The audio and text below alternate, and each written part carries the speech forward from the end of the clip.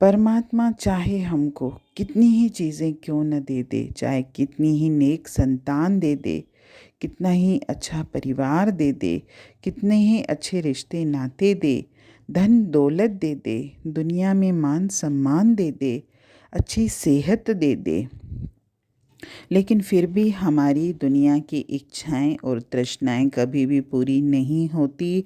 और हम हर वक्त उस परमात्मा से अपनी दुनिया की ही इच्छाएं और तृष्णाएं पूरी करवाना चाहते हैं। और ये सत्य भी है, क्योंकि हम परमात्मा के पास जब भी जाते हैं तो हमारी प्रार्थनाओं में सिर्फ हमारी इच्छाएं और तृष्णाएं तो होती हैं। हम कभी भी परमात्मा से परमात्मा को नहीं मांगते, हम दुनिया के पदार्थ ही मांगते हैं, या दुनिया की शक्लें, यानी दुनिया के रिश्ते नाते जो भी है हमारा संसार, बस हम यही मांगते हैं उससे। परमात्मा ने नाम रूपी अपार दौलत हमारे अंदर रखी है, लेकिन हमारा मन जो है बाह्यमुखी होकर भटक रहा है। जब तक हम इस नाम रूपी दौलत की अंदर खोज नहीं करते, उस दौलत को हम प्राप्त भी नहीं कर सकते। जैसे संसार में जहाँ अब हम लोग रहते हैं, मतलब जहाँ घनी आबादी है, बहुत सारे लोग रहते हैं, तो वहाँ पे पुराने ज़माने में कुएं रहते थे। और अब हम उन ज़मीनों पर चलते फिरते हैं, लेकिन हमें मालूम नहीं होता कि जहाँ हम रह रहे हैं इस जगह, इसके नीचे, इस मिट्टी के नीचे कुआं दबा हुआ है। लेकिन जिन लोगों को जानकारी होती है, जिन्होंने थोड़ी विद्या और हुनर प्राप्त किया है, तो वो देख के बता सकते हैं कि यहाँ पे अगर आप खुदाई करोगे तो यहाँ पे आपको कुआं मिलेगा। जैसे ये बोरिंग वगैरह कराते हैं, तो उस हिसाब से वो लोग चेक करके बताते हैं कि यहाँ से पानी निकलेगा। लेकिन अगर हमको पता भी है कि कुआं है, तो कुआं बनाकर उसे मिट्टी से नहीं दबा देते। उनको सिर्फ ये ज्ञान होता है, मतलब जिनको भी ये नॉलेज होती है कि यहाँ पे कुआं है, उसके ऊपर ये घर बना है या जो भी है, उनको ये ज्ञान होता है जिसका फ़ायदा वो उठा सकते हैं। और अगर कभी उनको कुएं की ज़रूरत पड़ेगी तो वो खोद के उस पर कुएं का उपयोग भी कर सकते हैं, लेकिन पता तो रहता है कि यहाँ कुआं है। इसी तरह सत्संग वाणियों से भी जब हम जुड़ते हैं, तो ऐसा वहाँ से कोई ऐसा तरीका नहीं बताया जाता कि परमात्मा हमारे अंदर कैसे है। सिर्फ आपको ये ज्ञान दिया जाता है, ये समझाया जाता है कि हमारे अंदर वह परमात्मा है, उसे आप महसूस करिए। और उससे मिलने का रास्ता भी हमारे अंदर ही है। हम सिर्फ बाहरी साधन करते हैं, और उन साधनों की भी हमको ज़रूरत है भी, क्योंकि साधन के द्वारा ही तो मैं अंतर जाऊंगा ना।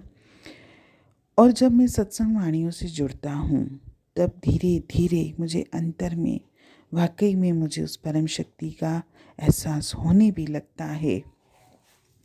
इसीलिए हमको इस जीवन में ऐसे साधनों की तलाश करनी पड़ती है, उनकी संगति में रहना पड़ता है।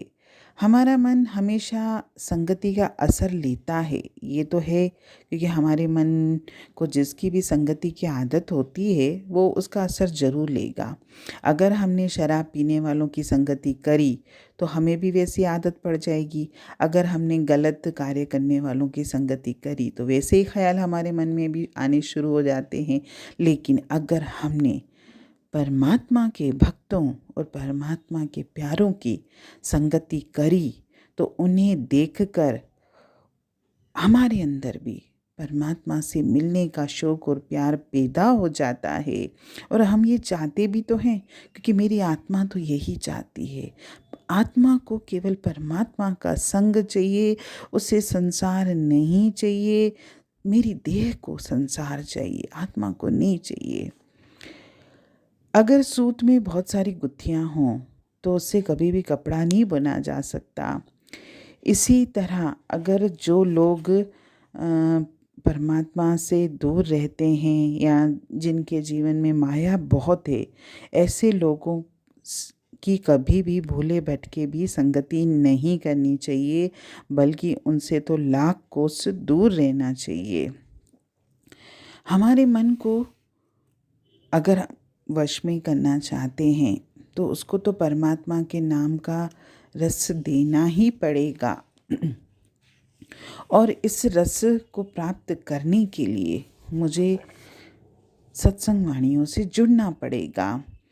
और हमारे मुख पर भी सदैव ये प्रार्थना ही होनी चाहिए कि हे परमात्मा, मुझे संत महात्माओं की संगति दे, ताकि तेरा पता चले, तेरी तरफ हमारा ख्याल जाए। सत्संग वाणियाँ हमेशा आत्मा और परमात्मा का रिश्ता क्या है ये बताते हैं, और आत्मा और परमात्मा के बीच में रुकावट किस चीज़ की है और इस रुकावट को हम कैसे दूर कर सकते हैं इसका पता बताती हैं।